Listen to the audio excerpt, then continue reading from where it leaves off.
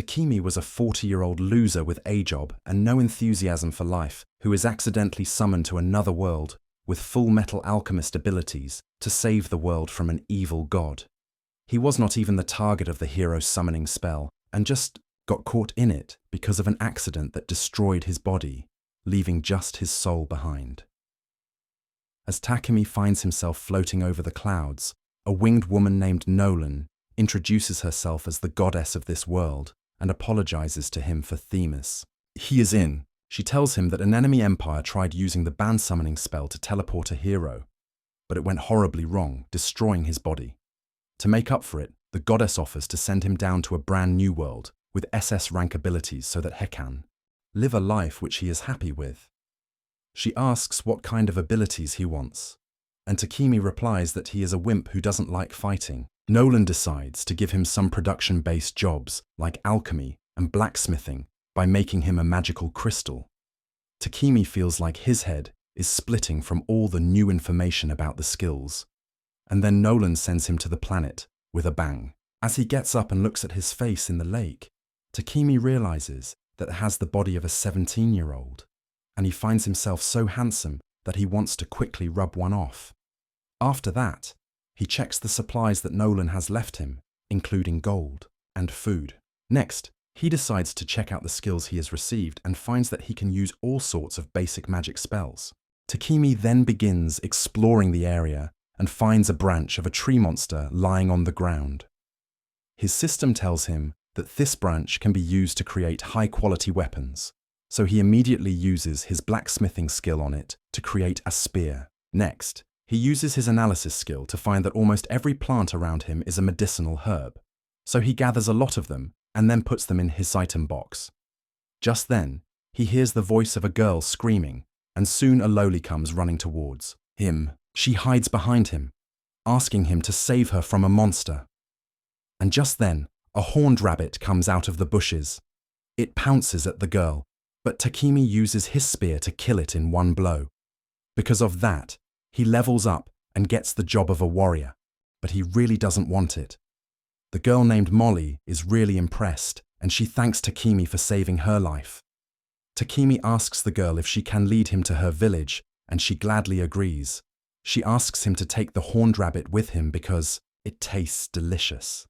And Takemi immediately stores it in his item box, only realizing later that he should have not displayed his skills so casually. On the other hand, 3 high school students find themselves in the Holy Sidonia Empire, and the Empress Elizabeth herself comes there to welcome them. She tells the confused heroes that she summoned them here to save the world, but the summon girl doesn't trust her at all. Just then, she gets a special skill from Nolan, which allows her to reach the correct decision just by following her instincts. The girl's instincts tell her that Elizabeth is a dangerous woman, and she must stay away from her. Meanwhile, Takemi reaches the village with Molly where her parents thank him for saving her. Takumi asks them if he can stay in the village for a while, and they gladly accept him. They introduce him to Thalical Blacksmith, who tells him that not only are the forests around the village rich with medicinal herbs, there is also a natural mine near it, so it is great for all sorts of craftsmen. Takemi is really excited to hear this. And then Molly's parents tell him that they don't have any inn in the village for him to stay in. Takumi says that he can just camp outside, but the blacksmith says they can create a house for him quickly. The villagers gather around and take Takemi to a vacant lot, which he flattens with his earth magic that uses up most of his mana and gives him amigraine.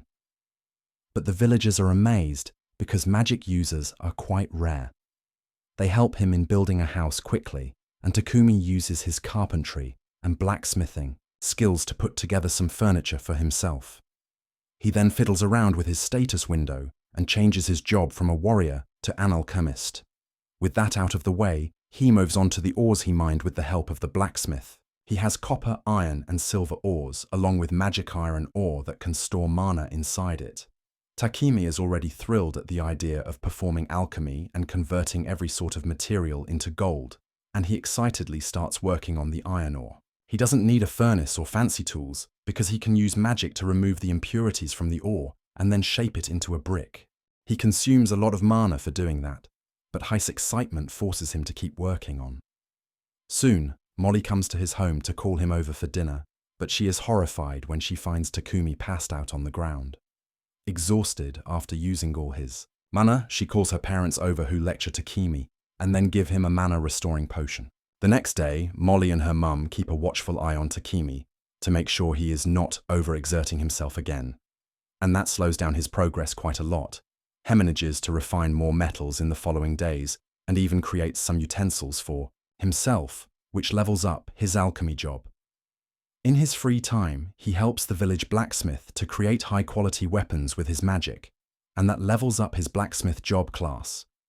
After that, he goes to Molly's dad and asks to borrow some potions, so that he can try and copy their recipe.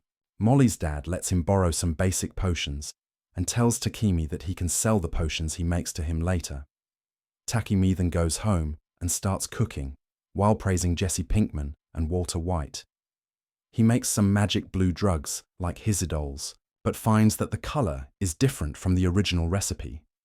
The next day, this junkie goes to the forest and begins eating any poisonous plant he finds, and then purifies the poison, so that he can gain resistance to poison and improve his purification magic level. As he is recovering from eating a specially dangerous plant, a giant armored boar attacks him. Takumi panics on seeing the monster. He tries fighting back with his spear, but it shatters on contact with the boar. Takumi barely dodges its first attack, and then shoots magic attacks at him, but neither of them do any damage. As he backs away, Takumi suddenly stumbles across a poisonous spider that is badly injured. He thinks that he will have to fight two monsters at the same time now, but then the spider jumps on the boar's face, distracting it. The boar hits some tree stir, gets the spider off his face, and then resumes his attack on Takumi. Takumi is at his wit's end now, but then suddenly he gets an idea that is really risky, but it is the only way he can win. The boar charges at him, and instead of dodging, Takumi just leaps towards it. He uses his alchemy skill to decompose the boar's brain, killing it instantly. After that, he stumbles towards the injured spider, and to thank it for helping him earlier, he heals its injuries. With that, Takumi starts heading back, but then his system tells him that he has tamed the poisoned spider. Takumi freaks out, but the spider looks at him with puppy eyes, and he is forced to accept it as a pet. He decides to name it Maple because of the design on its back, and that causes the spider to evolve, and it becomes able to talk. Takami takes the spider back to the village with him, and everyone freaks out on seeing this. They are even more shocked to learn that Takami has tamed it because insects are not generally willing to be tamed. Takami tells them that it is not important and they should focus on the giant boar he has hunted. The villagers throw a party that night to eat boar meat, and Molly's dad gives Takumi the valuable materials from the boar. He tells him to go to the city and sell them for a great price because a talented person like him should not limit himself to a simple village. On the other hand, Nolan is watching over Takumi's progress, and she is really happy for him. Just then, another goddess arrives there and asks Nolan if Takumi is someone special, because not only did she give him a new body and special powers, she also sent him to the world 1 year before the summoning by the Sidonia Empire. A couple of days later, as Takumi wakes up, he suddenly finds himself cocooned by Maple's silk threads. He gets furious at her and begins lashing out, asking why the hell did she do this. Maple nervously tells him that he was busy all the time, and she wanted Daddy's attention, so she had to do this. Takumi realizes that he was really paying no attention to Maple. Ash was busy cooking potions. He tells her that he will take a day off to play with her today, and Maple starts jumping over him in joy. Just then, Molly's mum comes there with breakfast, and as she sees the spider on top of Takumi, she suspects that he has weird and illegal fetishes. Takami tries to assure her that he doesn't like getting pegged by his pet spider, but then Molly's mom notices the sparkling silk threads shanging from the roof, and her greedy side awakens, scaring both Takumi and Maple. The woman makes a shirt using the shiny silk threads, which are a luxury item that only nobles can afford. All the women in the village gather to fawn over the shiny shirt, and Maple becomes an instant celebrity among them. She starts enjoying the attention of the village women and tells Takumi that she can't play with him today because she is busy. Takemi decides to do some work in that case, and he heads to the blacksmith, who has prepared some light leather armor for him.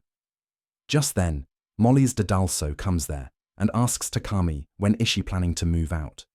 Takami is taken back by this because he was wondering how to break the news to the villagers who have been so kind to him. However, everyone already thinks that he should go to a city where his talents can shine properly. The two men tell him that a merchant from the neighboring city is coming to their village next week, and they have arranged for a seat in his carriage already.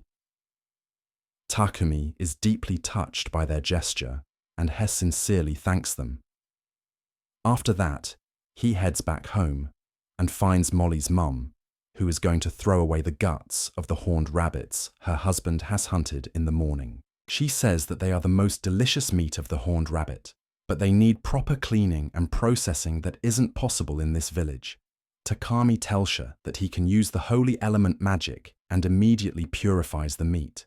This surprises Molly's mum, who advises him not to show the purification magic to anyone because only a select few people can use it, and he may get some unwanted attention because of it. After this, Takemi spends the entire week trying to develop the village.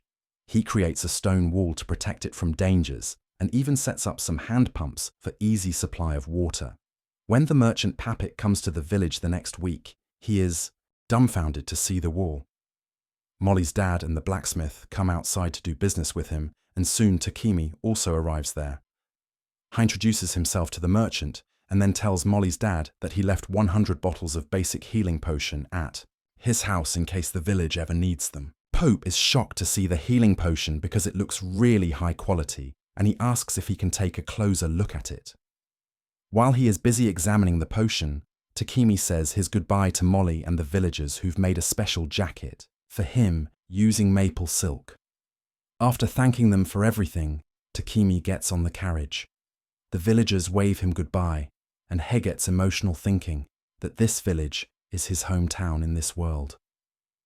This emotional goodbye makes even Peck's bodyguards shed a tear. The blonde Manthan introduces himself as Heath, Theirdhead as Real, and the silent Baldy as Bogger.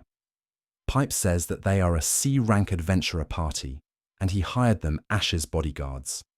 As they start to make small talk, the redhead Real asks about the bag Takemi is holding, and he reveals that he has his pet spider in it. This shocks everyone, and Real tries getting a closer view at the tamed spider. Maple thinks that he is a pervert, so she immediately headbutts him and then goes into the bald guy's lap, who holds her without any issue. While the three adventurers fight for Maple's attention, Peck tells Takemi that he wants to buy the healing potions he gave to the villagers earlier. Before they can get to the details of business, Pepik is forced to stop his carriage as there are monsters in front of him. Takeme takes a look outside and finds some goblins approaching them. The adventurers immediately go outside ready for action, but Pepik is pissing his pants already. The adventurers load diff the goblins quickly, and their journey remains peaceful after that. 3 days later, they reach the city of Bolton, where Takame decides to go to the Adventurer Guild first. He wants to register himself at the Alchemist Guild, but their receptionist tells him that there isn't one. Takami is dejected, but he decides to sign up as an adventurer and registers Maple as his pet. Once that is done, he pays Peck's company a visit to make a deal about the potions he has. Payak offers him a good price for the potions, and it takes Takemi a full minute to do the math. Inside his mind, Tor realized that he would become a millionaire in Japan with just this one transaction. Pipe tells him that he will earn more for the same items once He gets famous, and Takemi thinks that it is too good to be true. He wonders if Pipek has ulterior motives, because ideally, he should be ripping him off since he is a newbie. Suddenly, Pepper suggests him to get a house with a workshop so that he can do business easily. Takemi panics on hearing that because he doesn't think he has enough savings for that, but Pepik says that he can just rent a house. He calls his butler and tells him to show one of their better properties to Takumi. The butler leads him to a mansion with an attached workshop, and the rent is also quite low. Takumi thinks that it is too good to be true, but he accepts the deal anyway. The next day, he moves into the mansion, and the first thing he does is create a toilet seat using magic because he isn't comfortable with anything else that eats a lot of his mana. And as he's drinking mana potions to replenish it, he hears a scream from the hall. Takemi runs outside to see what is happening. And to his shock, Maple has put in a cocoon. Taki freaks out and asks the spider, why would she do such a thing? And she replies that people enjoy this. Takemi says that only the village children enjoyed this, but turns out Peck feels really comfy in the cocoon. Anyway, Takami frees him and then apologizes on Maple's behalf. Pepe doesn't mind that, and asks to go to the toilet before doing business. Takami points him towards the toilet, and as Papek sees the glossy ceramic toilet seat, he is astonished. Takami tells him about its features that enable it to purify the waste instantly, and Papek asks if he can use purification magic. Takim realizes he had to keep it a secret, and he asks the merchant to keep it a secret. Pipek agrees to that, but then he asks Takemi to make 100 more of same toilet seats, because that would be really good for business. Takami agrees, and then Peck tells him to get some helping hands and suggests that he takes in a slave instead of workers. Takema is shocked by this, but Peck tells him that if he gets a slave, he can keep his holy magic a secret from the world. He says that anyone who can use holy element magic is scooped up by the church, which exploits them and profits using their healing magic. So they must keep his powers a secret. Takumi says that he understands this, but he is against hiring a slave because he needs to keep a moral high ground. However, Pepper convinces him that it is not a bad thing to do and takes him to a reliable slave trader. As he goes inside to get someone, Takemi decides to take a walk in the beautiful garden there. Suddenly, his eyes meet a pretty elf girl, but she coldly tells him to go home, confusing him. The elf repeats her sentence, telling him that this is not a place for a child like him, so he should return where he came from. Anyway, Takemi soon visits the goth mill that runs the slave company. After the introductions are over, Pepik tells the goth mommy that Takemi is not comfortable with using slave contracts because it is something against his morals. The mommy tells him that he doesn't need to worry about that because in their country, the rights of slaves are protected. She gives him a general gist about the slavery laws, which state that the owner has to respect the basic human rights of the slave and provide them with food, clothing, and shelter. They can't harm the slaves seriously either, and forcing them to do things that were not mentioned at the time of the contract is also forbidden. Takami finally realizes that this is much better than what he imagined at first. And then the goth mommy begins telling him about the types of slaves. First, there are the people who became slaves because of a debt they couldn't pay, and they must be released when they have worked enough to pay the debt. Criminals can become slaves to get a chance to reform their lives, and even prisoners of war are taken as slaves to get a place to stay. Lastly, there are also the unfortunate people who are kidnapped by robbers and made slaves illegally. Pepik speaks up on Takumi's behalf, saying that he would like a war slave who can't be freed without their master's will because Takumi has some skills and talent that needs to be kept secret. The mommy asks Takemi what are his requirements, and he replies that he wants someone to look after his house and also act as his bodyguard during raw material gathering and guild quests.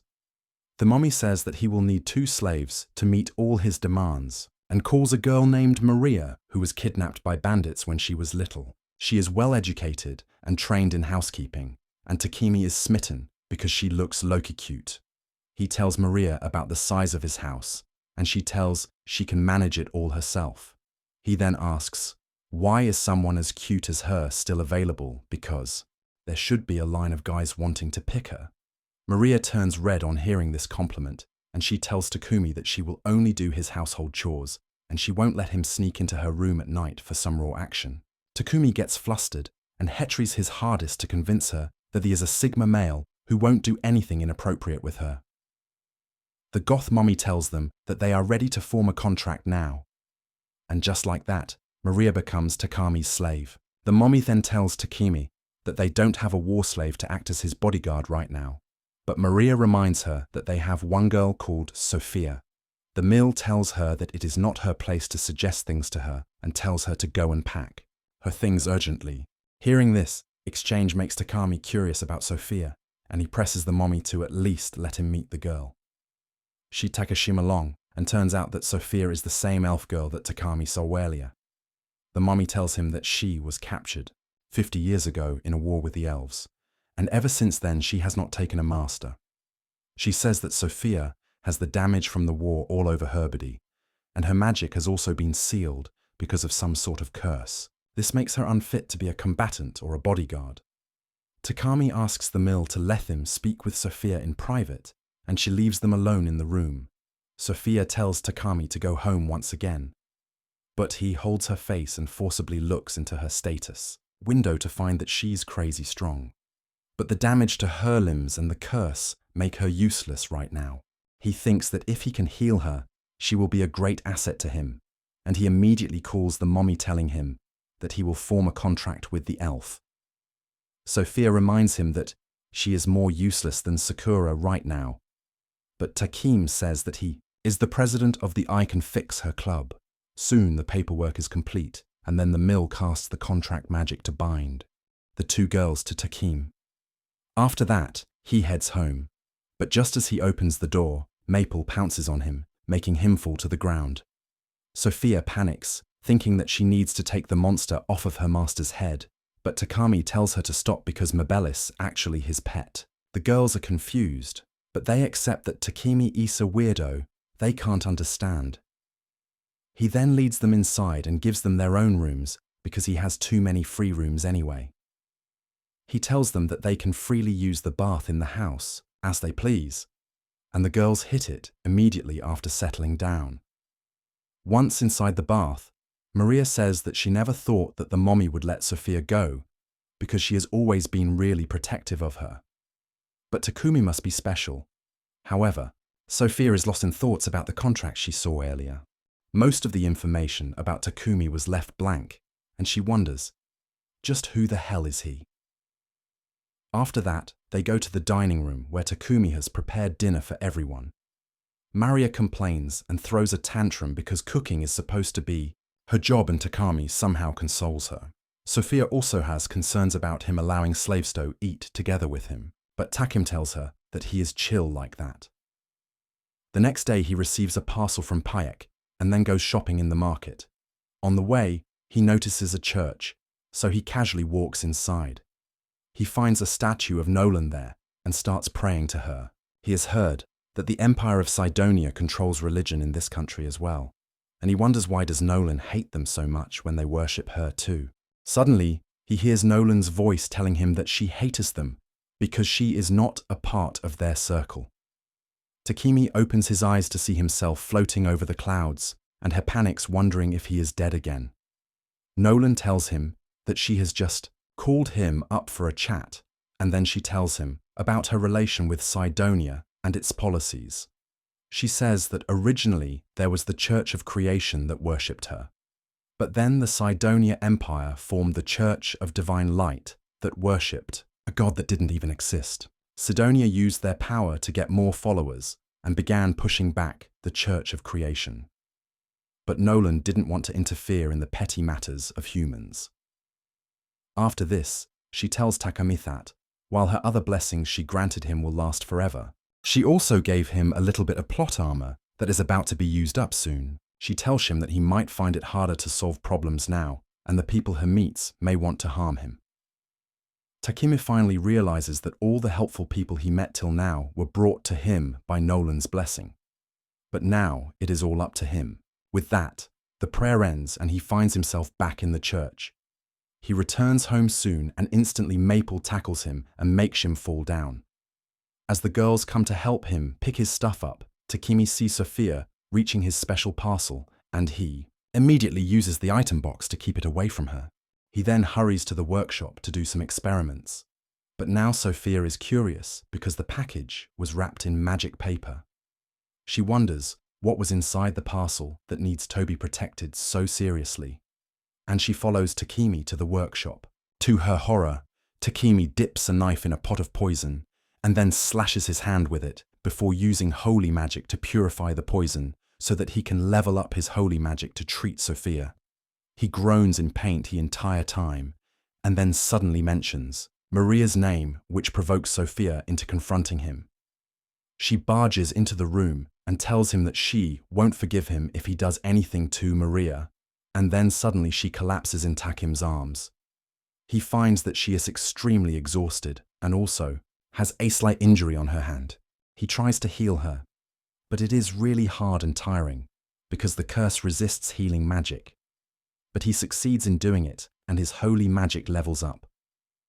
After that, he takes her to her room, and Maria informs him that whenever Sophia gets too excited or anxious, she collapses from exhaustion. Takemi tells her that it is the last time and then casts a cursed dispelling spell, as well as a highly healing spell on Sophia that heals her injuries and regrows her cut ear. When Sophia wakes up later, Maria shares the good news with her. Sophia is stunned to see her ear healed, and then she finds that even her magic is back. Maria suddenly hugs her, saying that she is perfectly healthy now. Sophia then goes to thank Takumi, who decides to clear up any misunderstanding between them. He tells her that he was poisoning himself and then using healing magic to level it up so that he could help her. He also clarifies just mentioning Maria's name because she accidentally threw out some of his poisonous herbs in garbage.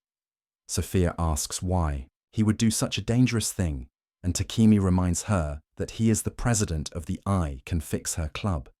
Sophia is moved to tears because of this, and she kneels before Takemi, swearing her lifelong loyalty to him.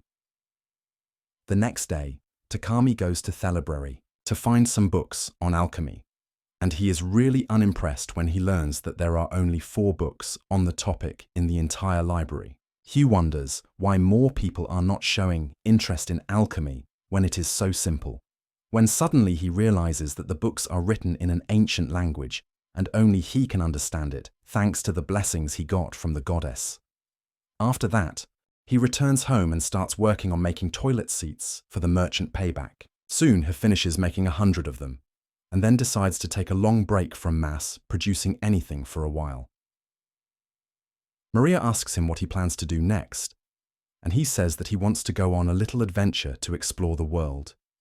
He says that Sophia will be his bodyguard and Maria should stay at home and look after it in the meantime. However, Maria wants to come with him on the adventure as well. Takumi gets nervous on hearing her request because he is not sure about taking a non-fighter into unknown areas, and he also needs someone to watch over the house. Maria starts crying, saying that being left alone to look after the house without Takumi, Sophia, or even Maple is like being a toilet in the middle of a scorching desert. Takumi wonders why this stupid redhead has to think of such weird examples, but he still doesn't really think that he should take her along. Maria comes close to him and gives him the emotional appeal with her puppy eyes. Takami starts to feel his defenses crack down, but before coming up with a decision, he decides to check Maria's stats. He holds her face and looks into her status window to find that she is a full-fledged battle maid, and her stats are even better than him. Takumi is surprised by that, and Maria again requests him to take her along. Sophia finally stands up and asks Takemito, let Maria come with them, because she can teach her some fighting skills on the way. After hearing that, Takumi finally accepts Maria's request. He then leads the girls into his workshop so that he can create weapons and armor for them. He asks them what kind of weapons they want, and Sophia immediately starts listing different types of weapons for different situations. Maria says she is good with short swords and knives, but Sophia decides to teach her how to use a spear because knives don't have that much attacking power. So while the girls train with spears, Takumi gets busy using his blacksmith skills and creates different weapons for them. He even carves designs on the weapons just for funsies, and then casts enchantment spells on them so that they become more durable. He then looks at the knives he made for Maria, and then begins imagining them strapped to her juicy thighs. That gives this pervert a serious nosebleed, but he is not done yet. He realizes he needs the measurements of the girls to make armor for them, but if he tries measuring them, he will probably die because of nosebleed. That is why he uses one of his skills to create wooden puppets that look just like Maria and Sophia. Thankfully, Maple arrives on the scene before he can start dry humping those puppets. Takumi asks for some spider silk from Maple, and then begins, designing the armors with the passion of an incel. A few days later, he is finished with the armor that looks like regular clothing, and the girls are impressed by how well it fits them. Sophia asks Takemi how did he know about their measurements so exactly, and her shuts up Maple before she can reveal his dirty secret. He asks them to check their weapons first, and then gives them magic rings made from myethil that will help them cast spells quicker. After that, the three of them head to the Adventurers Guild, so that Maria and Sophia can register as adventurers. Once that is done, Takemi registers the three of them as a party. The receptionist then tells him that it is almost a month, and he has to do a mandatory quest to keep his adventurer license, and Takemi tells him that he is here for the same thing. He goes to the quest board topic, an easy quest, when suddenly a bunch of fat ugly losers come there. They start telling the girls to join their party, because they can guide them better than the twink. Takemi can't let that slide, and he goes ahead to confront the human hippopotamus. Even though he is terrified internally, he can't let anyone talk to his girls like that. He tells the hippopotamus that judging by his size, his mother should be so heavy that even Superman can't lift her. This enrages the fatty, who punches Takumi, but he had already used a spell to turn his body into metal. Hippo ends up breaking his hand because of that. And just as his lackeys are about to attack Takumi, the guildmaster arrives there and yells at them to stop. He looks at Hippo's broken arm and asks Takumi if he did that. Maria tries standing up for him, but the guildmaster doesn't believe her. Luckily, the receptionist comes there and explains what happened to the bald man. The guildmaster, Barak, tells the gang of losers to get lost and then calls Takemi's party in his office. He demands Takami to reveal what he did to Hippo, and he hesitates initially. But when the receptionist says that he saw faint traces of mana, Takami realizes he can't keep it a secret. He explains that he just took out a piece of charcoal, turned it into diamond, and then coated his body with it before getting hit. Barak now understands that Takemi is an alchemist, and then the receptionist says that since he has such pretty girls in his team, a lot of incels will try to mess with him. He suggests promoting Takami to Dank immediately so that he can be safe, and asks him to undertake a higher level quest to earn that promotion. The guildmaster Asta gives his permission, and both Sophia and Maria are in favor of it, so Takemi decides to take the quests. The first quest is to eliminate some goblins, and thanks to Maple's help, Takemi's party finds them quickly. Sophia rushes ahead and kills two of them, while the other two dash towards Takemi and Maria. Maple ties them down with her silk threads, and then Takami and Maria finish them off easily. After that, they hunt down some more goblins and kobolds to complete the mission, and Takami is concerned because they are seeing a lot of goblins. Sophia says that there must be a goblin general nearby with a huge horde of goblins serving him. Usually, it takes at least 5 D-rank parties to defeat one of them, but Sophia is confident that the three of them are strong enough to do it on their own. Takumi doesn't even want to take such a risk. But the girls crave violence. Suddenly, Maple tells him that she feels like she is going to evolve soon, so he immediately creates a pocket dimension using space-time magic to let her rest there. With that, the three of them head to the goblin stronghold, and Sophia predicts that there are around 300 goblins there. Takemi gets cold feet on hearing this, and he asks Sophia if they really have to do this, but she doesn't even pay attention to him. She says that she has confirmed that there are no people held hostage there using wind magic, so they can blast the goblins with magic. They charge up their magic spells, and then hit the clueless goblins, wiping out a huge number of them at once. Soon, the goblin general comes out to fight and charges straight towards Takemi. He blocks its attacks with his spear, and then uses a fire spell to roast it medium rare instantly. After that, Takumi and the girls return to the guild completely exhausted after fighting the goblins, and seeing the amount of magic stones and other resources they have collected gives the receptionist a mini heart attack.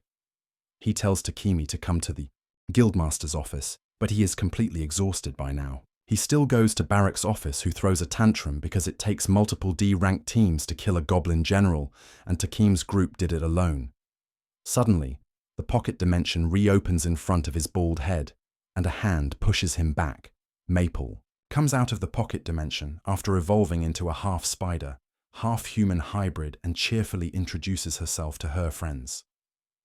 The guildmaster doesn't even know what to say to them now, and he tells Takemi to just go home. A couple days later, Maria comes to Takemi's workshop and embarrassedly asks for some scraps of clothes because she needs to make underwear for herself and Sophia. Takemi says that she won't be able to make that with scraps, and Maria shows him a sketch about her designs. Takemi finds them really basic, so he sketches some modern lingerie complete with a bowend. Maria gets really excited on seeing them and asks him to make a set for her. Just then, Maple pops out of the pocket dimension and tells Takemi that Peck is sure. When Takemi goes to see him, he finds the merchant passed out after he saw Maple's evolved form. Later, Pepper tells Takemi that Marker Godwin, who rules over the city, wants to meet him regarding the toilets with the purification feature, and he has no choice but to go to his castle immediately. Though Takemi is initially concerned about meeting a noble, he finds that Godwin is a sincere man and a good administrator who is ready to bow his head to anyone who can help him make his city a better place. He thanks Takumi for the self-purifying toilets and defeating the Goblin General, but then warns him to be more careful in the future, because if the Holy Sidonia Empire hears about him, they will surely come after him. Takumi is mentally exhausted by the time he reaches home. But when Maple gives him some soft fabric, and he remembers that he gets to make underwear for Maria and Sophia, he gets his energy back. He works 3 days and nights without rest to make asset for both of them and is completely exhausted at the end. He then asks the girls to try them on, but then wheezes out as he thinks that they will consider him a creep for saying this. He runs to his room and shuts the door, even though the girls would have been happy to give him a show. A few days later, Takemi creates 3 refrigerators from scratch because he was craving ice cream. The girls find that a cool wind comes from within their refrigerators, so they open the door and sit in front of it. And Takemi doesn't understand how to tell these dumb thoughts about ozone layer depletion. He begins thinking about how he combined iron and other elements to create stainless steel, and then used a magic device that can cool its surroundings to make this piece of technology.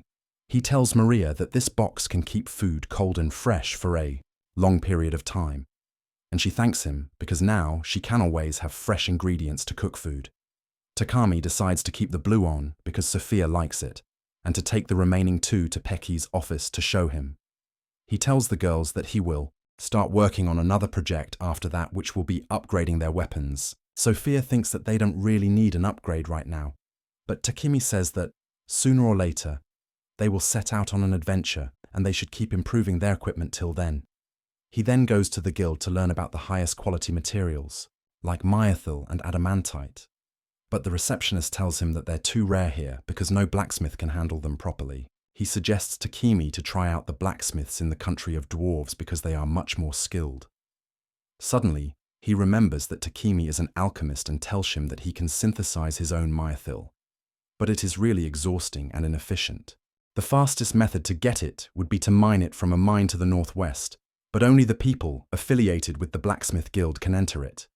The receptionist comes up with a loophole too, and tells Takami that if he accepts a quest to defeat monsters within the mine, he can farm some myethil and adamantite while he is hunting monsters. Takami likes the idea, and then suddenly the guild master appears behind him saying he has good news for him.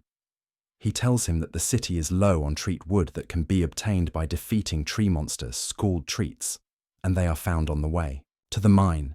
Takemi is nervous because the Baldi is too close to him, but he takes the request to hunt TS on his way to the mine. The guild master tells him that there is also a blacksmith who has requested a bodyguard from the guild for his trip to the mine, and he wants Takemi to take that job too. Takemi realizes that he is getting too much work all of a sudden, but the guild master promises to promote him and his girls once they complete the mission successfully. He accepts the quests and then asks, "How long does it take to reach the mine?" The receptionist says that it takes 1 week using normal horses and around 4 days using monster horses. But unfortunately, they don't have any monster horses right now. Just then, the redhead adventurer Ryo, whom Takim met while leaving the village, comes there and says his party is using the monster horses right now. Takime and Ryo catch up with each other.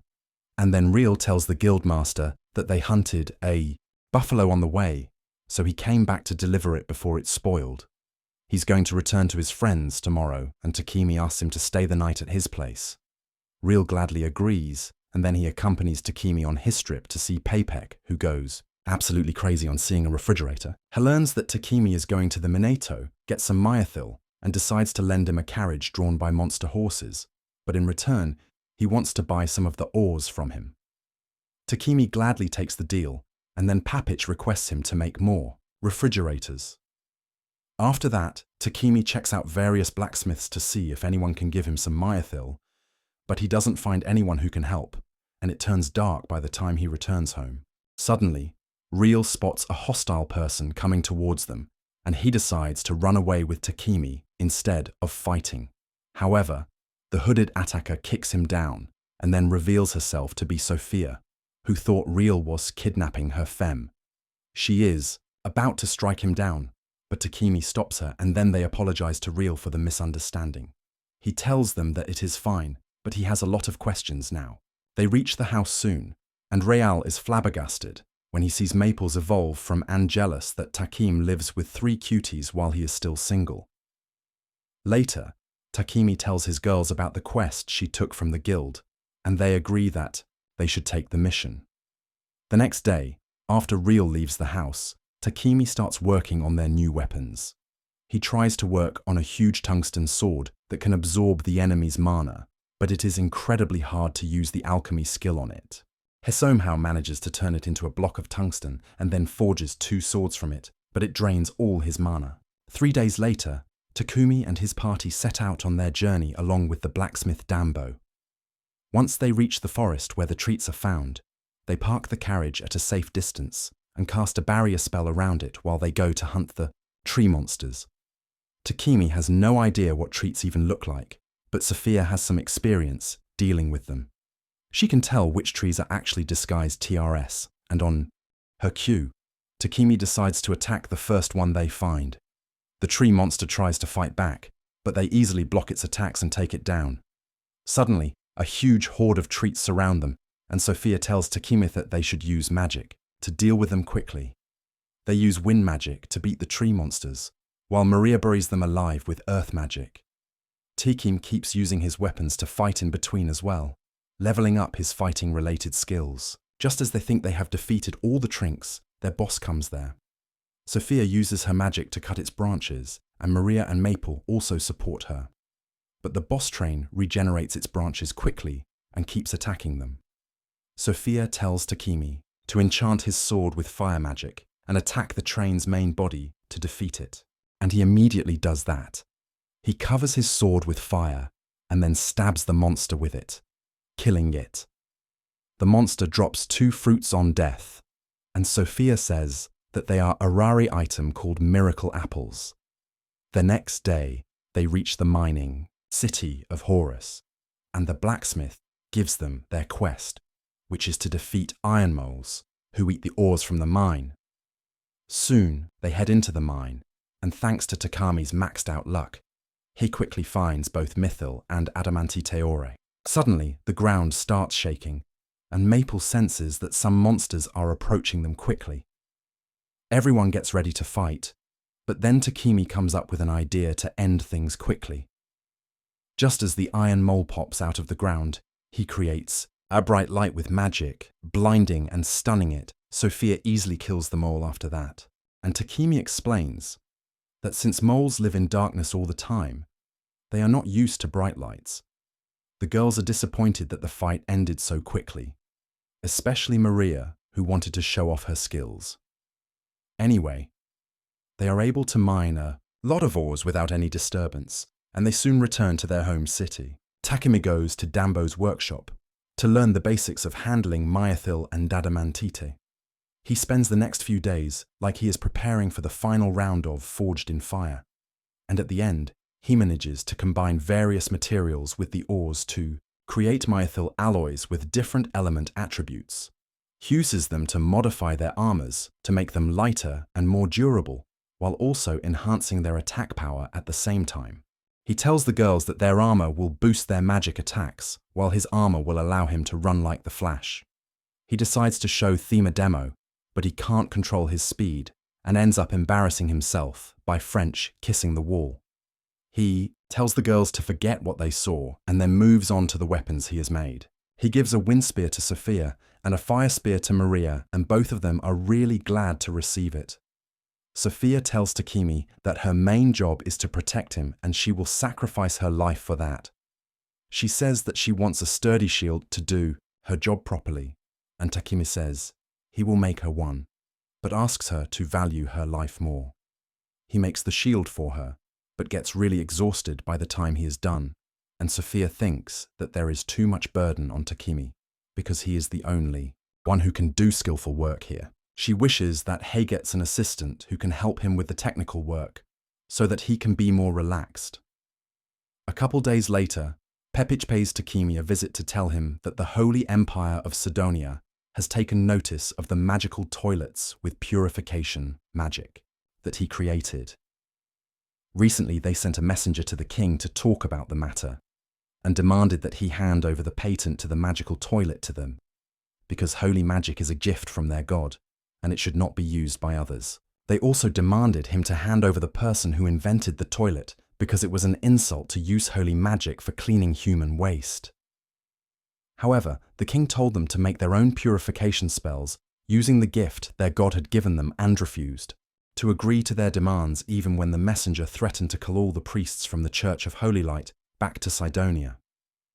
Takeme is shocked to hear this and asks Pepik if being so stern was the right choice, and the merchant tells him not to worry about anything because they have the freedom of religion in this country. He explains that there are two main religions in this region, and in their country, many people follow the Church of Creation that worships Goddess Nolan. The priests from the Church of Creation are enough to heal their population, and they don't even charge as much as the priests from Sidonia. Takemi thinks that this matter sounds a lot more serious and bothersome than he likes, so he plans to stay as far away from it as possible. However, Pepe nervously begins to tell him that it won't be possible. With the help of their city lord, he sent the samples of Takem's magic toilet and refrigerators to the king, and Noe wants to meet him. Takem is taken aback, but Pepe pleads with him to come and see the king.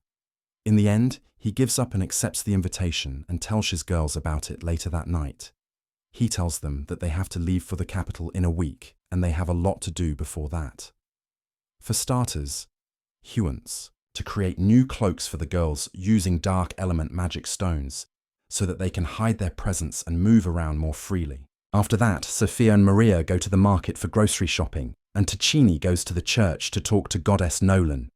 She calls him to her realm and asks if he is going to pray to her without any offerings. She's heard that he is going to the royal capital and tells him that she will bless him with a safe journey if he gives her something. But he says that he has some questions first. He asks her about Anat, the goddess that the Church of Divine Light worships, but Nolan doesn't answer the question properly. She claims to be the only goddess and tells him that he will learn about Anat in due time. Takumi then tells her about how the Sidonia Empire has taken an interest in him and asks her what happened to the heroes that they summoned. Normally summoning heroes from another world would create a lot of chaos, but he hasn't even heard about them. Nolan nervously tells him that she messed with time when she sent him to this world.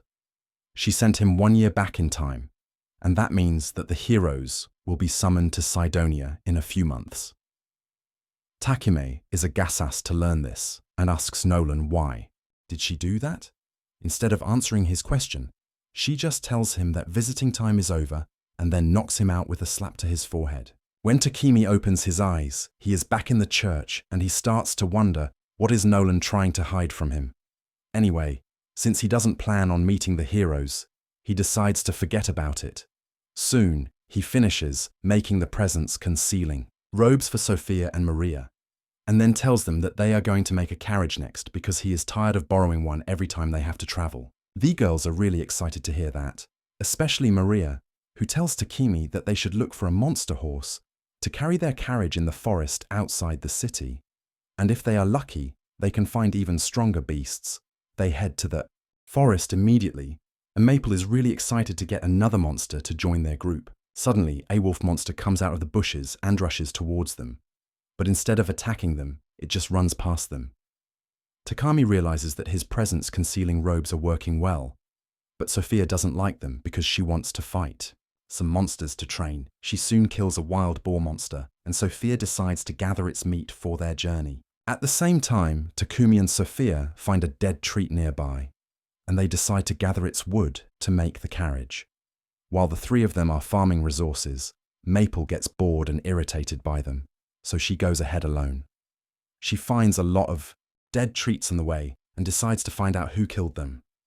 As she hops through the forest, she finds an injured dragon horse and immediately approaches it. The dragon horse attacks her with a lightning bolt, and seeing it so scared and hurt reminds Maple of the time she met Takumi. She tells the horse that she has an amazing master who can heal him. But just as she is about to leave to call him, two monsters come there. She realizes that they were the ones who injured the dragon horse, so she ties them with her web and tosses them to the horse, who Pikachus the crap out of them. Suddenly, the entire colony of monster ants arrives there, and Maple creates a barrier with her silk thread to keep the horse and herself safe. The monster ants begin tearing the barrier, and Maple tries to contact Takumi using telepathy. However, he doesn't answer, and she fears that he got so lost in harvesting the treat wood that he forgot about her. She loses hope, thinking that no one is coming to save her because they forgot her and went home. And then the dragon horse also collapses. Within minutes, the monster ants tear the barrier completely, and Maple clings to the dragon horse as she thinks that she's going to die. However, she soon feels Takumi's hand on her head, and as she sees him, she immediately hugs him while crying. Sophia and Maria have cleaned up the monster ants outside. Maple cries. As she asks Takami, why didn't he answer when she called for him, and he tells her that her thick silk barrier was in the way of the telepathic connection, but he came rushing to find her as soon as he felt their connection weaken. Maple gets emotional, and then tells Takumi to save the dragon horse. He tries to use healing magic on it, but the dragon horse resists, even though it is unconscious. On top of that, Sophia senses that more monsters are coming towards them, and she tells Takami that they have to leave now. Maple begs him not to leave the dragon horse behind, and he decides to put it in his pocket dimension along with Maple. Sophia tells him that it is very risky because if he puts a monster he hasn't formed a contract within his pocket dimension, it will put a great strain on his body. But Takumi tells her that he is all right. He starts trembling mid-sentence and says that he will be fine if he drinks some mana potions. But before he can even do that, he loses consciousness. The girls carry him back home, but even after half a day passes, he still doesn't wake up. Sophia says that despite being unconscious, Takumi is keeping the dragon horse in his pocket dimension, and that will only increase the stress on his body. She says that the only way to make things better is if Maple opens the pocket dimension from her side. To contact her, Sophia kisses Takumi's hand and follows his mana flow to reach Maple. She asks about the dragon horse and learns that she is still scared. Maple fears that she will react violently if they suddenly bring her out in some unfamiliar place. So Sophia suggests her to create a barrier like she created in the forest, because that will block the dragon horse's vision and keep her in control. Maple likes the idea and says that she will bring the horse out in the garden. After that, Maria decides to take care of other things around the house while Sophia stays with Takumi. He wakes up the next morning and finds that Sophia has fallen asleep, holding his hand. She gets emotional to see him awake, and Maria just watches them from outside the room and starts shipping them. After that, Takumi goes to the barrier where Maple has been looking after the dragon horse. She tells the horse that her master can treat her, but she has to cooperate. Takumi successfully tames the dragon horse quickly, and then uses a powerful healing spell to completely heal all its injuries, and the residual energy burns away the silk barrier. Everyone is happy to see this, and then Maple asks Takumi to name the horse. Her name's her Camellia, and Maple hugs her new friend, welcoming her to the family. A couple days later, Takemi decides to visit his blacksmith friend because he wants to make some horseshoes for Camellia. And there is some work that needs to be done in the carriage too. Sophia is worried that Takemi is working too hard lately because he has recently got an order for refrigerators and potions from the merchant pay. She tells him to get some rest because he has not fully recovered from the incident with Camellia yet, but Takemi assures her that he will be fine. He decides to pay the Adventurers Guild a visit too, and finds one boy causing a commotion about a monster. Takumi asks the receptionist for the tea, and he gives him a rough sketch of a monster many people claim to have seen around the city. He doesn't believe that their reports are accurate, and since there has been no damage done till now, the guild hasn't done anything either. He then asks Takemi for his business, and learns that he is here to register another pet. The receptionist promises that he won't be surprised by whatever monster Takemi brings out. Takemi opens the pocket dimension, and Camellia pokes her head out of it with Maple on her back, and the terrified receptionist immediately matches their silhouette with the sketch of the monster. Everyone in the guild starts panicking as they recognize the combo of Camellia and Maple as the monster they saw. And before Takumi can even comprehend it, the guildmaster sternly tells him to come to his office. On the other hand, Sophia visits the slave merchant she once belonged to and asks if she has any slave that can help Tachime with his technical work. The goth mommy tells her that she doesn't have anyone suitable for that right now, but says that she will try contacting her friends in the business to see if they can help. The goth mommy remarks that Sophia has changed a lot ever since she entered a contract with Takemi. Sophia doesn't understand what she means, so she just thanks her and leaves on her way, where she runs into Maria, who is in the middle of her grocery shopping. They decide to pick Takemi from the blacksmith's shop, but they area Gasast when they see him sleeping on a pile of wood and humping a log in his sleep. The blacksmith tells the girls that Takami was too exhausted, but still kept working hard. So, it was natural that he would collapse midway. He says that there is no danger to him right now, but if he continues his toxic work schedule, he might fall asleep forever. Anyway, the next day, Takami completes his luxurious carriage, and the girls are left dumbfounded when they find that the carriage is bigger on the inside. Takami tells them that he saw a lot of Doctor Who in his childhood. So, he used spatial magic to expand the interior of the carriage. It is a full-fledged house with anti-shaking features so that it will not even rattle during the journey. Sophia says that this must be the most luxurious carriage on the entire continent. But the proper woman, Maria, is happy that she can do household chores during their journey too. Soon after that, they depart for the capital and Camellia runs swiftly while pulling the carriage. Maria and Maple have the time of their life while driving the carriage. And inside, Takemi and Sophia don't even feel any turbulence. Because of all the running, Camellia quickly levels up as well. And soon, Takumi and his party unite with Pepik and Lord Godwin.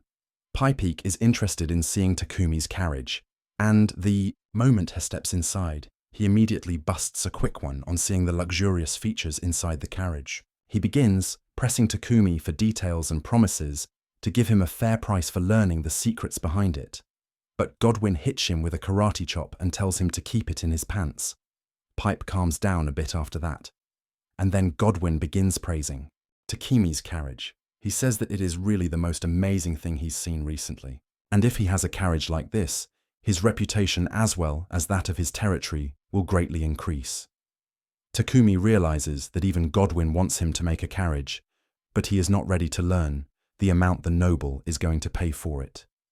Godwin says that he will gladly pay 100 platinum coins for a carriage like this.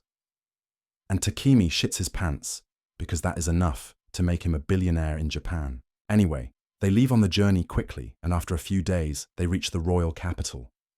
Once they reach their lodging, Pepe tells Takumi that he should present a carriage like the one he owns to the king to make him recognize his talent. He says that both he and Godwin believe that if the king sees the exceptional carriage, he will value Takemi highly and reward him greatly. Since their meeting with the king is after 5 days, Peck believes it will be hard to create a carriage by then. He suggests Takumi to start working on it as soon as he gets back home. But Takumi says that he can do it in 5 days because that will be more convenient for everyone. However, he needs the materials and a place to work, and Peck is more than happy to arrange it for him. Later that day, Takeme tells the girls about Pepek's idea and informs them that he has arranged a space for him to work in a big slave company owned by a man named Burton. Sophia has heard that name from the goth mommy and Shettles. Takeme that Burton's company is squeak reliable and famous. Takeme doesn't really care about that and starts searching the blueprints of the carriage. But then Sophia tells him that he needs an assistant who can help him with production because he is working too hard. Takeme insists that he is fine, but Sophia tells him to take better care of himself because nothing is more valuable than his health. She says that he should consult Burton's company for a slave who can help him in his work, and Takeme decides to do that. The next day, he meets with the slave trader Burton and says that he wants someone who can help him with his alchemy-related work, and the man has someone who fits the criteria exactly. Meanwhile, Sophia and Maria are waiting outside the building when they realize that Maple is missing. Sophia decides to find her and bring her back before she causes a scene, but she is a bit late because a fox girl has already pissed herself on seeing Maple. Sophia scolds Maple for running off on her own and then helps the fox girl up, who starts feeling a bit gay on seeing her. Sophia picks her book next and the fox girl starts geeking out as she talks about her interest in alchemy. Anyway, Sophia leaves her behind as she carries Mabel outside, but they run into Takeme on the way. He tells Sophia that he was just looking for her to accompany him when he meets a slave candidate, and she gladly agrees. Turns out the fox girl named Riva is the one Burton referred to Takame. As Takame tells Riva about his line of work, she starts getting nervous because till now everyone has refused her. No one saw any value in her because she has too much to learn, and because she could not find any work. She was unable to send any money back home to her sick mother. Takeme asks her if she's any knowledge or interest in alchemy, and thinking about how everyone has always told her that it is a waste of time, Riva goes silent. However, Sophia decides to help her out and tells Takeme that Riva is studying alchemy and magic on her own. He is curious to learn about her progress now. And it turns out both of them are same level of alchemy nerds. They hit it off immediately and talk about complex things that no one else understands. And then Takeme gives Riva an alchemy circle to test her knowledge. Riva immediately starts analyzing the circle and realizes that it is the recipe of making sweets, but she can't find what exactly it means. She tries searching the book for answers, but there is nothing in there. She gets desperate because she fears being rejected again, but in the end, she can't find anything and starts scrying. She tells Takeme that the alchemy circle talks about an ingredient that they don't use in her hometown, and then breaks down thinking that she screwed up another chance of getting a job. However, Takeme just gets up and stretches his hand towards her, inviting her to join his party. Riva is shocked to hear this because she didn't solve his question, but Takeme assures her that she showed enough understanding of alchemy to pass his test. With that, the slave trader uses the contract spell to pass Riva's ownership to Takumi, who tells her that she will get daily wages and raises based on her abilities. Riva requests him to send all her wages to her village because it is a very poor place, and Takeme is surprised to hear that. Riva explains that she sold herself into slavery to earn some money for her family, but that is not going to last long, and she wants to keep helping her mother and her younger brother. Takami is a bit confused by this because if Riva can't earn money, she can never buy her freedom as a debt slave. But Sophia tells him to accept her conditions. She believes that by working under Takumi, Rivia will grow more skilled and eventually her pay grade will rise a lot. And even if she can never free herself from slavery, she will be happy serving a master like Takumi. With that, Takami takes Riva to meet the rest of his crew, and Maria and Maple get so excited that they scare Riva. He tells them to calm down and behave nicely, but they tell him that they just wanted to give the newbie a warm welcome. Riva is moved by their honesty and excitement, and she thinks that working with them will be fun. Later, Takumi takes Riva to the backyard of their inn, where he creates an adamantite carriage frame using alchemy. Riva's eyes sparkle with excitement as she sees a master at work, and Takumi tells her that it is not as complex as she thinks. While she cleans and polishes the frame, she gets a bit doubtful that she might not be able to do it. But Takemi tells her that the spell formula for this carriage is really similar to the formula of the candy he showed her earlier. On top of that, he believes that the excitement and passion she has for alchemy is her best quality, which is why he is certain that she will learn everything quickly. A few days later, Takemi has finished the carriage with Riva's help, and as he's watching over it before presenting it to the king, an old man comes there and asks if it is his carriage. Takemi tells the old fart that it is the carriage he's going to gift the king and adds that he made it himself. The old man is impressed and tells Takemi that he is even more brilliant than he had heard, and Takemi is shocked that he is sophomous. He asks the old man who is he, and the very next moment, Pepik and Godwin come running there because the old man is the king of the country himself. Takemi freaks out on learning that he was talking casually to the king just now. But King Lobos tells him that there is no need to be formal because he's chill like that. Peck and Godwin also kneel in front of the king, but he tells them that this is an unofficial meeting, so they can be at ease. He says that he finds official meetings a pain in the so he came here to meet the genius alchemist personally. He thanks Takemi for his smart toilets that solve the capital city's hygiene problems and says that he wanted to throw a big party to honor him, but that would bring unwanted attention from their neighbors. Takemi understands that, and he thanks King Lobos for protecting him from the Sidonia Empire all this time. After that, Takemi presents the carriage to the king, receives his reward, and then heads back home. Meanwhile, the king tells his assistants to make sure that no one knows that he met Takemi.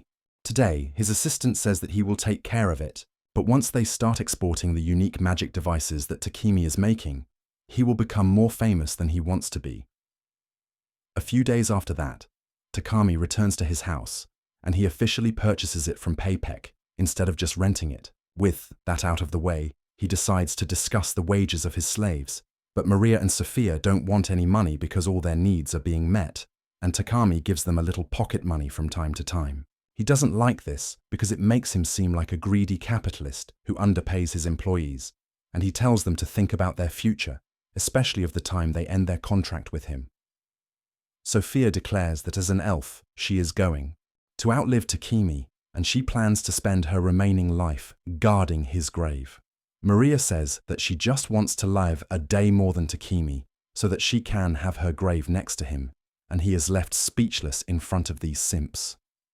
The next day, Riva tells Takemi that she also wants to register as an adventurer so she can level up and be more useful to him, and he thinks that is a solid idea. He immediately gets her registered, and the receptionist even arranges to send money to Rava's home from her monthly wage.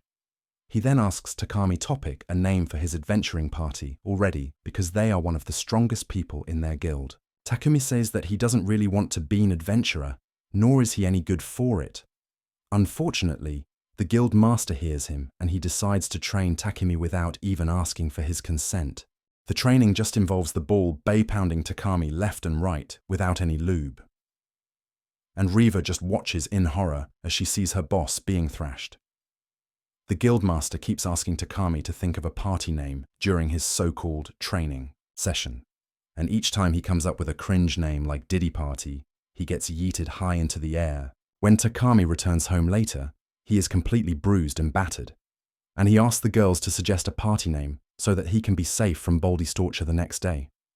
Maria and Ra give him ideas that Takami fears will earn him even more whooping. And on the other hand, Sophia is furious at the guildmaster for leaving Takemi ragged. She decides to teach the old Baldy some lessons, but Takemi asks her to stop because it was just training and he leveled up some useful skills because of that. Sophia somehow calms down on hearing that, but Takemi realizes that his troubles are not yet over. The next day, he gives Riva a magic ring to activate spells quickly and a magic staff to boost her power. He also gives Maple Wolverine claws so that she can also have a weapon. After that, the guildmaster visits him to continue his training, and each time Takim tells him a lame party name, he slams him to the ground.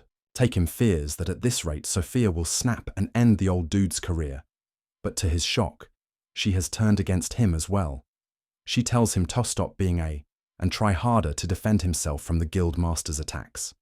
After that, they go to the guild where the receptionist hands them an escort mission, and Takumi is not really confident if he can do it. However, his girls are eager to take the mission as it will get them promoted, and Takumi decides to accept it. Soon after that, they leave on the escort mission acting as the bodyguards of a senior executive at Peck's company. He tells Takami that they are going to sell the purification devices at a faraway town, which is famous for its dairy products. Takami is surprised to hear that they have dairy products in this world, when suddenly his girls warn him that they have spotted monsters ahead. There is a turf war going on between unicorn wolves and goblins in front of them, and Maple decides to stop the war by telling Chamalea to Pikachu everyone, killing them instantly. A couple days later, they reach their destination, and while the merchant does his business, Takumi takes his party to try some dairy-based dishes. He orders cream stew at a restaurant, and though it is not as good as the stews he had back on Earth, it is similar enough to give him nostalgia. At night, they try grilled cheese sandwiches, and the feeling of nostalgia begins to dig deeper into Takumi's heart. Now he craves to eat some rice as well, and Sophia tells him that they have a crop like that, but it is not produced in their country. Takumi is delighted to hear that they at least have rice, but when Maria tells him that they were selling it in the capital, he's devastated because he lost out on a golden opportunity. Sophia asks him why does he want to eat rice so desperately, and Takumi can't tell her that he is Asian because she won't understand. He just tells her that he has heard rumors about it and wants to try it out. Hethan turns the question towards her, remarking that she has been away from her home for many years now. He asks if she ever feels nostalgic about her hometown or the food she ate there. And instead of giving him a straight answer, this starts licking his boots.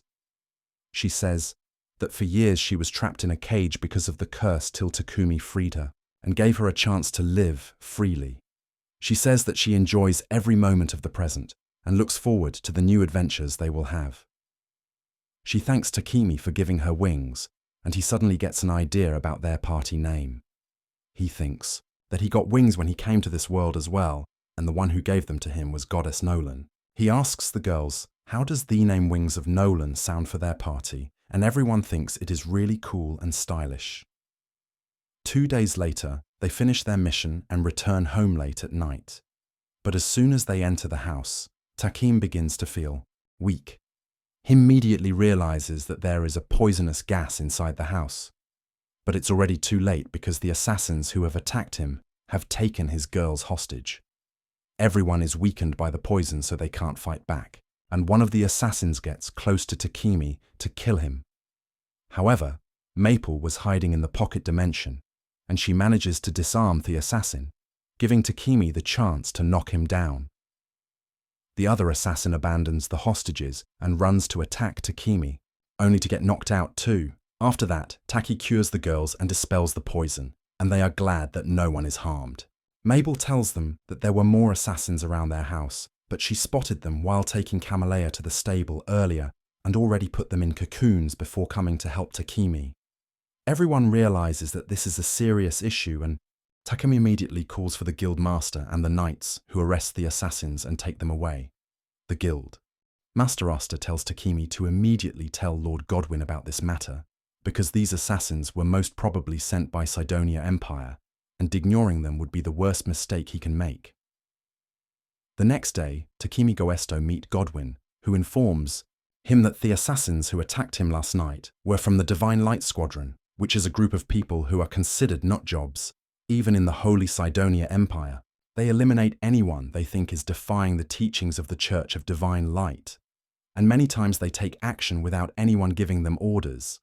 Takumi is really shocked and scared on learning that those people were indeed assassins and not thieves like he had been hoping for. Godwin is sure that the reason for that is the magic toilets that Takumi has created. Before the toilets, priests were required to purify them using holy magic from time to time. And that is how the priests from Sidonia earned a huge amount of money. Now that Takumi has taken away their main source of income, they are after his head. Takumi wonders if he should go off the grid for some time, But Godwin and his subordinates tell him that he will be safer if he stays in their sight because they can actively support him. The guildmaster says that they need to do something about Takemi's security during adventuring, and he nervously replies that he will take a break instead. However, the guildmaster refuses to let him rest because his party is among the top 5 in their city, and he can't let them stop working. With Sophia assuring Takami that she will keep him safe at all cost, the guildmaster manages to convince him to keep working as an adventurer. After that, Takumi heads to the Adventurers Guild to register his party name, Wings of Nolan, and the receptionist tells him that it is quite flashy. He also warns Takumi to be careful because rumors about someone sending assassins after him have already spread, and most people think that he has a high bounty on his head. At night, Takumi tells his girls about the receptionist's warning, and he fears that some bounty hunters might attack him soon. He feels bad about putting the girls in danger, but they tell him that they will protect him with everything they have got. Takumi feels better after hearing this. But he doesn't want the girls and the knights to devote all their time into guarding him. To solve his problems, he comes up with an idea to cast a magic barrier around the house that keeps out anyone who is not registered with the barrier. He decides to make a magic device to cast that barrier and tells Riva that he would need her help for that. Next, he begins to think about the times they will be out in the field doing adventurous stuff. Sophia suggests that he should get a tank to join their party, and all the girls sternly tell Takemi that they won't let a guy join his party because they will be prouder the bigger Haishirin gets. Takemi agrees to their suggestions, but he has no idea where he can get a female tank or attacker to join his party. And Sophia suggests that they contact the goth slave trader, Momi, because that would be a good place to start. After that, the girls go to sleep, while Takemi creates the magic circles for his safety device. The next morning, as he is about to start, working with Rava's help, Sophia approaches him. Because she wants to help too, Takemi puts her and Rava to engrave the alchemy circle on metal plates, and later, he begins sprinkling pixie dust over them. Just then, they see Maple riding Camellia and charging at huge dolls made of silk, pretending they are enemy golems. Riva says that golems also fall under alchemy, and Takemi says that he already knows it. But their core is really complex, so he has not tried making one yet. Riva says that a golem could be the perfect tank for their party.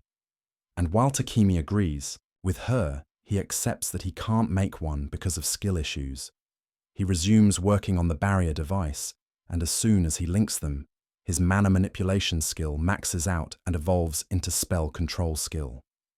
Takemi realizes that if he can level up the spell control skill, he will be able to make golems. On the other hand, the Emperor of Sidonia learns that the Divine Light Squadron was captured, and they couldn't even off themselves before being caught. He realizes things have gotten trickier now, and his daughter Elizabeth tells him that they should stop trying to get rid of one guy when they have bigger plans at hand. The court mage tells them that they have assembled the ancient magic circle to summon heroes, but they need a couple months at least to gather the magic power needed to summon them. Meanwhile, Takami tries to create a golem's choreusing alchemy, but he is still not good enough.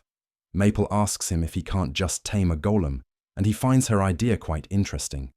He immediately goes to Sophia to ask her where they can find golems, and she tells him about stray stone golems being found in ancient ruins, and iron golems being found in dungeons. Takumi is surprised to learn that there are dungeons here, and he tells Sophia that they should try to get their hands on an iron golem, if they are going to get one.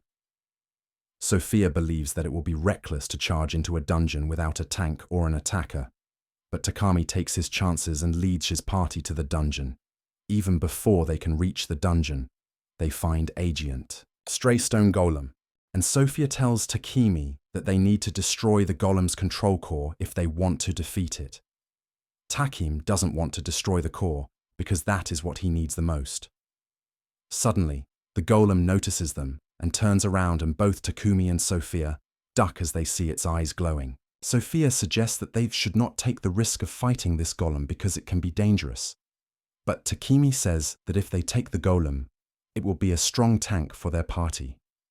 He immediately jumps down to confront the golem, and his girls have no choice but to follow him. The golem starts walking towards him as the girls surround it, but then Takemi feels some sort of connection with it. He tells his girls to hold fire as he approaches the golem, and after staring at it closely for a while, he realizes that it was programmed to protect ruins related to goddess Nolan, and now it is reacting to her blessings on him. Takemi tries using his taming abilities on the golem, and surprisingly, he manages to do it without any problem. Everyone is surprised by that, but Maple is excited because she is getting another junior. She asks Takemi to give it a name, and he decides to name the 23,000-year-old golem Titan. The golem tries to communicate with them, but no one can understand its language. Takemi thinks she can give it a voice box, but taking it back to the city like this would create panic among the people. Takema says that he can carry the golem in his pocket dimension, but there is no need for it, as the golem suddenly sheds down all its weight and turns into a miniature version of itself. Once they get home, Takemi begins designing a new body for Titan. But before manufacturing it, he decides to hold an important meeting with his slaves. He tells them that people are after his life, but he doesn't want to put them in danger because of it. That is why he wants to dissolve their contracts and let them go home. The girls are aghast on hearing this and tell Takemi that they are not going anywhere while leaving him in danger. But he tells them that he has Titan and his 2 pets. He says that he will pay them well, so they don't need to be someone else's slaves after him. But the girls are not ready to accept that. Suddenly Maria points her spear at him, telling him that if he wants to dissolve their contract, he will have to go through her. She begins lashing out at him for even thinking about sending them away in this situation. And then, both of them have an emotional breakdown. Sophia comforts the crying Maria as she tells Takami that she understands that he is worried about them. But he insulted them in the most cruel way by telling them to leave him alone in his tough times. Takami starts remembering how all the girls pledged his loyalty to him, and he apologizes to them for pushing his feelings on them and disregarding theirs. He then asks them if they will stay by his side and fight his enemies together, and the girls are more than happy to agree. A few days after that, Takumi finishes making a new body for Titan using adamantite and mithril. He has loaded it with weapons and defensive abilities, and it can even speak now. Not only that, Takumi lived out his childhood dream of being a Power Ranger by creating a huge version of Titan that it can go inside and control just like its own body. While Takemi cries at the success of his hard work, Nolan, who is always watching him like he is her personal Netflix, thinks that he went a bit too hard on that golem. Suddenly, her assistant approaches her with terrible news about goddess Anat, whom the Sidonia Empire worships. There was never a goddess named Anat. But because of the strong devotion of the Church of Divine Light, she is slowly coming into existence and becoming an evil spirit. Nolan always suspected something like this would happen, and she knows that it is going to cause a serious war on Earth, which will definitely be started by Sidonia and its heroes. However, she cannot interfere with the world directly, and that is why she gave Takami a new body and strong blessings so that he could save the world. A few days later, Takami and his party try their hand at exploring in a ranked dungeon. Though the monsters in the dungeon are stronger thanks to the Golem Titan, they tank the hits from the floor bosses and defeat them quickly as well, progressing rapidly through the dungeon. It takes them just 1 day to reach the last floor of the dungeon. They resume their journey after that and soon reach the boss room, where an S-rank Earth Dragon comes out to face them. Takumi starts realizing that he is not prepared enough to face an S-rank monster, and he should have brought the Mega Titan with him. Suddenly, the Earth Dragon attacks, them with its tail scattering them. Takumi commands Maple and Titan to stop the dragon from using its tail, so they hold it down and then stick it to the ground with spider webs. Sophia pierces the dragon's tail to ensure that it doesn't move it, and using this chance, Takami, Maria, and Riva attack the dragon with their magic. Takami then orders Titan to use its laser beams to attack the dragon, dealing a huge amount of damage to it. Sophia tells Takumi that the dragon's ribs are exposed right now, and they are the weak points of any monster. He immediately summons Chamalia to tackle the dragon, knocking it off balance. He enchants his sword with lightning magic and throws it inside the dragon's mouth, electrocuting it from inside and killing it. Everyone returns to their home after the successful dungeon run, and Takami immediately gets summoned by the city lord Godwin. He begins talking about a part of his territory that is not developed into a human settlement yet because of the monsters found there. Takami has heard about that piece of land, and he knows that it has a mine where they can mine rare materials like myethil and adamantite. God suddenly gets excited on realizing that Takumi is interested in that area, and he asks him to build a village there.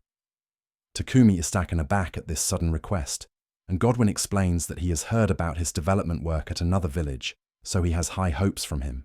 His assistant begins informing Takami about a spot that is near the river and considerably far away from the monster habitat, which is where they plan to build the village, and Takami seems to be getting carried away by the flow of the conversation.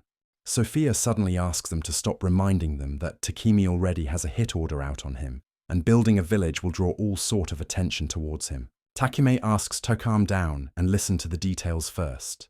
He then asks Godwin the reason he wants to develop a village in that region so quickly, and he begins telling him a long-winded story. About a year ago, the kingdom was developing another village in another region. But because of some corrupt nobles, the work was stopped permanently.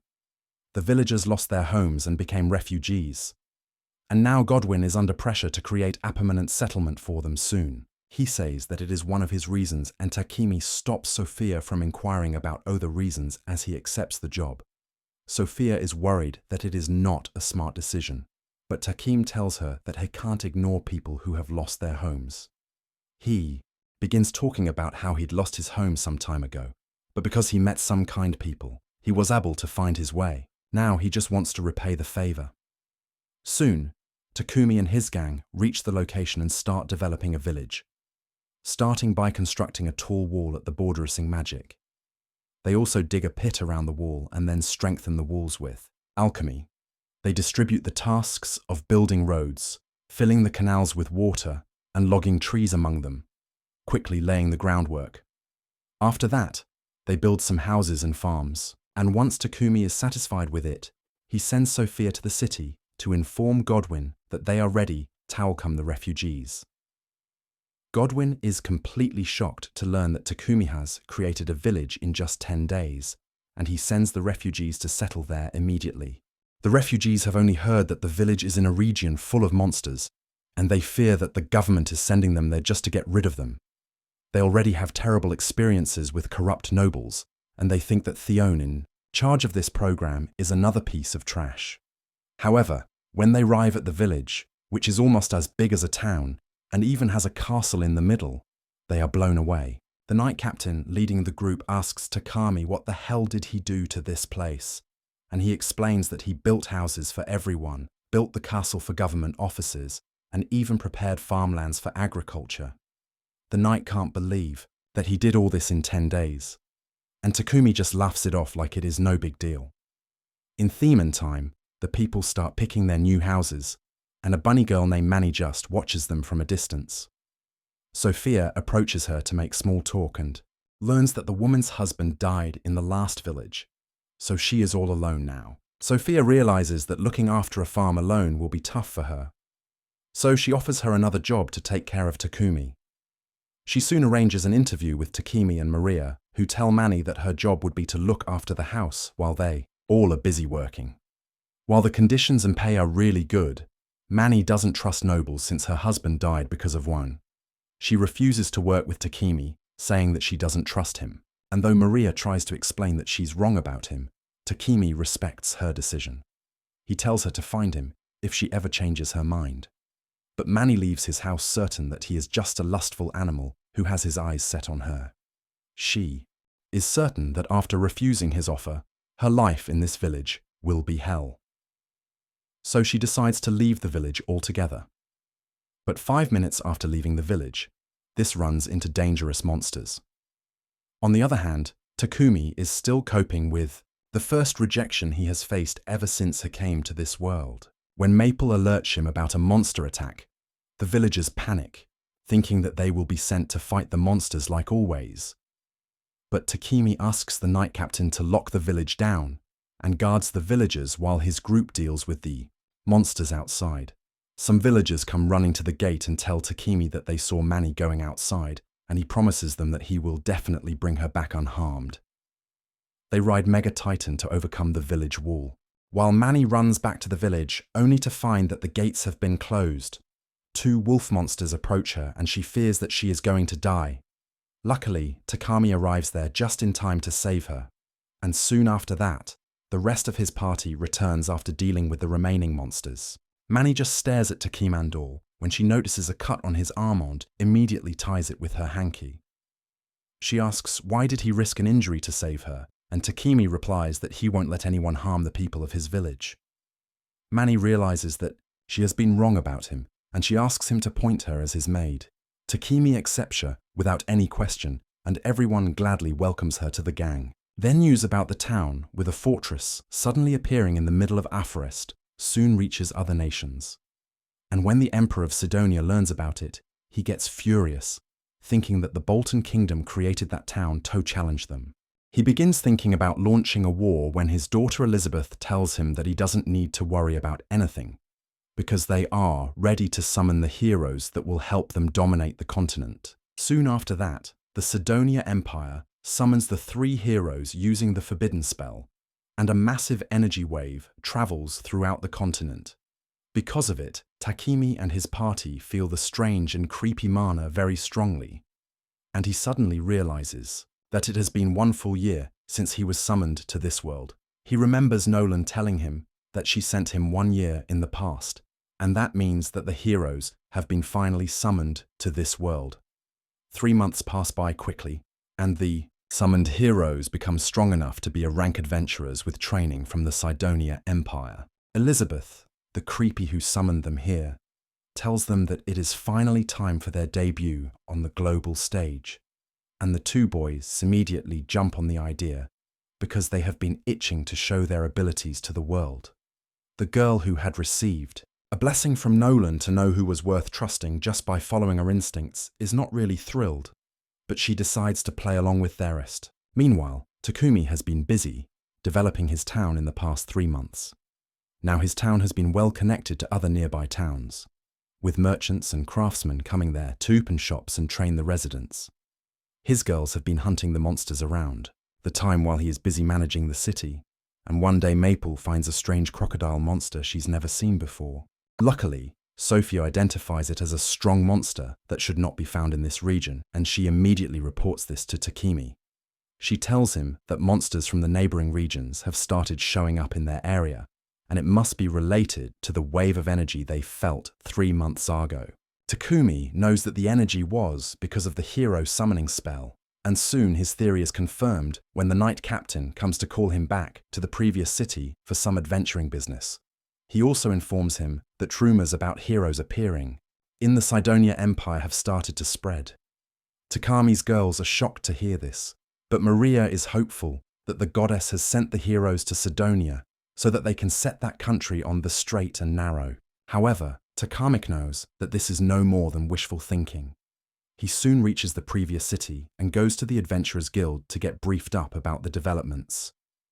The receptionist tells him that there are 2 boys and a girl among the summoned heroes, and Sidonia is sending them to the Churches of Divine Light, located in other countries, to show their power. Takemi realizes from the description that the summoned heroes are from Japan as well.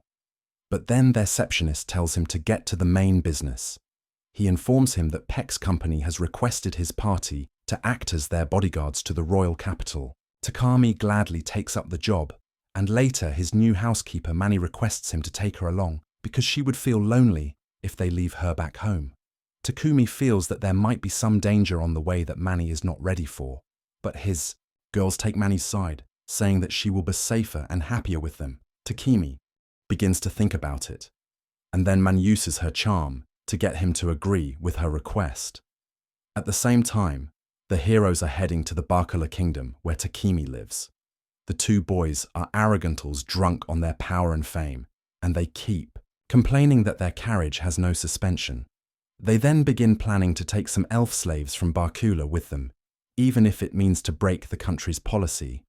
And Ian is disgusted by them. She knows that this world tour is her only chance to do something about Cydonia Empire's evil actions, and her instinct tells her that the answer is in Barkula's capital city. On the other hand, Takemi and his party reach the capital and go to the guild to register their completed mission, when suddenly the three heroes arrive there. They arrogantly tell the adventurers to make way for them, but Noon likes their tone. Some adventurers try to talk some sense into them, thinking they are overconfident rookies, but the boys knock them down, telling them to know their place in front of the heroes. Suddenly they notice Sophia and Manny, and they immediately like them. They tell Takemi to sell his elf and bunny girl slave to them, but he simply refuses them and resumes talking to their receptionist. The two jerks get offended that he rejected an order from the heroes, and even when Akane tries to stop them from making a scene, they don't listen.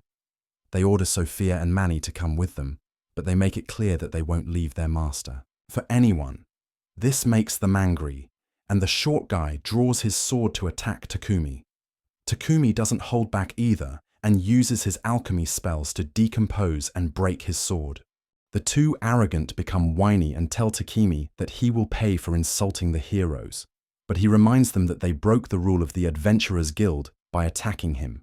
Seeing that they are surrounded by hostile adventurers, the two boys rush out, while cursing Takemi, and Akane apologizes to him on their behalf. They introduce each other and realize they're both from Japan. However, before Ayan can say anything, Takemi silences her and gives her the name of his hotel so that she can drop by later. He goes back to his girls, but now Anne's instincts are clearly telling her that he is the person she was looking for. That night, Takemi tells the rest of his group about the meeting with the heroes and how he shared his hotel details with Arne, but now he is a bit worried about her. At the same time, Arne is trying to reach the hotel along with her slave without being discovered by Sidonia's guards, but she can't stay hidden for long. The guards begin to follow her as they tell her to come back, but then Sophia and Maple come to her rescue and lead her to their hotel room. There, Arne asks Takemi if he is from Japan, and he decides to reveal the truth to her and his girls because they deserve to know it. To his surprise, they easily accept the fact that he is from another world, and Goddess Nolan sent him here with special blessings. He tells them that he just wanted to live a peaceful life, but now that they are involved with the heroes and Sidonia, that might be hard to do. Annie apologizes for getting him involved, but Takemi tells her not to worry about it. With that, Sophia asks her what is the deal with the two arrogant bastards with her. And Annie reveals that they were not like this when they came to this world. She says that their behavior changed over time as they stayed in Sidonia, and she believes that something was done to them. She explains that she didn't trust Sidonia, so she always cast purification spell on her food before eating it. But the two boys were so busy training that they didn't take any precautions. Arne then suddenly kneels before Takami, begging him to save her and her slave Lulu because she doesn't want to live in Sidonia anymore. Takami gets flustered and asks Arne what she plans to do, but she has no idea. However, she wants to free Lulu first because she hates the idea of enslaving others, and Takumi helps her out by dispelling the slave collar around the girl's neck. Arne is glad to see this, but Lulu clings to her, asking her not to discard her. Akane tells her that she will allow her to stay by her side, only as a friend, and Lulu is moved to tears by that. After that, Takemi tells them that they need to get as far away from the capital as possible and tells them to come to his mansion. Annie is not sure about imposing on him, but she takes up the offer anyway. Soon, Takemi's carriage heads to his mansion at full speed, and Manny and Maria serve Annie some cream stew they cooked. Akane is dumbfounded to see the food from her world here, and when she eats it, she begins crying because it is really delicious. Once they reach their home, Takemi calls a meeting with all his girls and tells them that he is going to dissolve their slave contracts immediately because we is in an even greater danger than he was before. The girls get mad at him for sprouting the same nonsense he did a couple months ago, but he asks them to let him finish. He tells them that Hestel wants them to be by his side but as his friends, and that is why they don't need the contracts anymore. That is good enough for the girls, and Taki metaspells their slave contracts. After that, he creates 2 holy swords for Anne when suddenly he gets a message from the guild summoning all adventurers at Brank and higher to the new town because of a monster stampede there. Takami and his girls immediately head to the guild where the Lion Fang party is already waiting for them, along with the guild master. Takami asks the guild master Asta about the situation in his new town and learns that a stampede of monsters is rushing towards it. The Knight Captain has asked the guild to send their finest adventurers to help them. But unfortunately, most high-ranking parties are out on different quests right now. Takim is a bit concerned about that, but their receptionist tells him that the 3 parties they are sending for the missionary better than 100 other parties. As soon as he hears about 3 parties, Ryo, the leader of Lion Fang, panics because he knows who is going to be the 3rd party and he doesn't want to deal with them. Suddenly, the 3rd party Crimson arrives there and their leader, Marilda, introduces all the members of her girls-only group. She greets Takim's party and Lion Fang, but ignores Ryo on purpose just to piss him off. The guildmaster Asta then commands them to head to the new town and handle the situation till the night order arrives, and they immediately leave in Takami's carriage. He leaves Arnie and Lulu back in the mansion and also keeps Titan there to guard them. Once inside the carriage, Takim gives Sophia the holy sword he just created and explains that he created a set of 2 unique swords this time. Sophia gets the one that does physical damage while Takimi plans Tao's the one that will deal mental damage to the opponents even with the slightest scratch. Soon the carriage reaches outside the new town and Takimi is confident that they have time because no monster can get over the tall wall so easily. However, to his shock, he finds that there are hundreds of winged monsters who are almost about to cross the wall, and even the ground-based monsters have started climbing up. Realizing that there is no time to waste, Takimi and others immediately start attacking the monsters. They begin massacring the monsters and reduce the pressure on the guards who open the gates for them.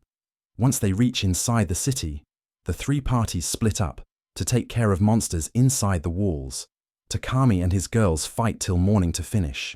All the monsters on their side and the villagers can finally come out of their homes. They thank Takimi for saving them, and he assigns Riva and Manny to heal them while taking the rest to back up the other parties. He soon reaches the other side of the town and finds the adventurers watching the forest from the wall. They point out that the monsters are retreating back into the forest all at once, which is quite suspicious because monsters are not smart enough to make coordinated moves like this. They tell Takimi that during the night the monsters behaved smartly as well, attacking them while they rested and running away if they felt that they were losing. Takami thinks that there must be someone leading them, but the adventurers find that hard to believe too. He then presents a theory that the energy wave from the hero summoning might have caused some monsters to mutate or evolve, which sounds more believable to everyone. On the other side, the Emperor of Sidonia learns about the monster stampede, targeting the new town of the Barcula Kingdom. The Emperor thinks that it is a good chance to weaken their enemy country, and his daughter Elizabeth suggests that they should also attack the allies of Barcula Kingdom, so that they can't send help in time. The Emperor likes the idea and permits her to send the heroes to attack the neighboring country. Back in the town, while everyone is healing the injured, Sophia is on watch for monsters. Suddenly, Riva comes there with her lunch and tells her that Takimi is being an idiot. He is giving all the potions they have to the injured people. And at this rate, they won't have anything left for themselves if the fight continues for a long time. Sophia goes to talk some sense into him, but this tells her that he will just avoid getting injured. Sophia is not impressed by this, but she knows that Takimi cares more about others than he does about himself. That is why she decides that she will put her life on line to protect him. Soon, Takami is discussing the plan to keep the villagers safe when Maple alerts him that the monsters have returned. Everyone goes out to fight them, and Takami explains their plan, which is to attack the monsters with magic first and then get up close and personal. They first attack the monster army with their powerful wide ranger spells and then charge ahead for close combat. They easily push back the monsters And then suddenly the monsters start retreating again. Everyone is confused, but then they see a dragon-like monster who starts eating other monsters, growing even bigger. The two-headed dragon jumps out of the forest to attack them, and Takuma realizes that this must be their boss that is causing them to act like anime. The monster targets Sophia first. Takami saves her from being crushed by the dragon, but Sophia decides to lure it away from Takami by constantly attacking it. The enraged dragon chases after her, and his fire breath manages to knock her down. Luckily, the rest of Takami's girls come there and tie down the dragon before attacking it with their full strength. The injured Sophia tosses her sword to Takami, and combining the power of the two magic swords, manages to defeat the dragon. Sophia collapses after that, and Takami immediately rushes to her side to heal her. He asks her why the hell did she do something so reckless, and she tells him that she just wanted to protect him. Takami gets upset and tells her not to throw her life away, and just as he finishes healing her, others arrive to tell him that most of the monsters fled and they dealt with the remaining ones. Takami is relieved to hear that, and then he suddenly faints from using too much mana. He recovers the next day with his girls surrounding him, but Sophia only watches their cottage from a distance. After a few days of helping rebuild the town, Takami leaves for his home along with his party. They throw a barbecue party when they get back, but Sophia is still depressed by what happened earlier. Takami doesn't pay her any attention, so Maria and Manny bully him into talking to Sophia. He goes to her with a plate of meat and then says that he knows that she wanted to keep him safe at all costs, but he didn't want to lose her because of that.